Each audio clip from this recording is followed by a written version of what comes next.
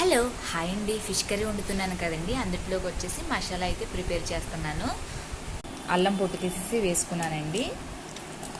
Next వెల్లుల్లిపాయలు, ధనియాలు, జీలకర్ర, దాల్చిన చెక్క, లవంగాలు, ఇలాచి, కొంచెం గసగసాలు అయితే వేసానండి.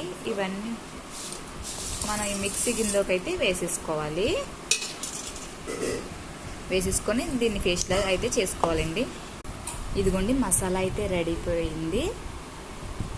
ఇది ఏ రోజుకి ఆ రోజు మిక్సీ పట్టుకొని వేసుకుంటేనే చాలా బాగుంటుందండి కర్రీ. ఇదిగో మసాలా అయితే రెడీ అయిపోయింది కదా. ఇప్పుడు ఇది ఫిష్ కర్రీలో వేద్దారి. ఆల్రెడీ కర్రీ అయితే ఉడుకుతుంది. ఇదిగో కర్రీ అయితే ఉడుకుతుంది కదా. ఇందులోకి వచ్చేసి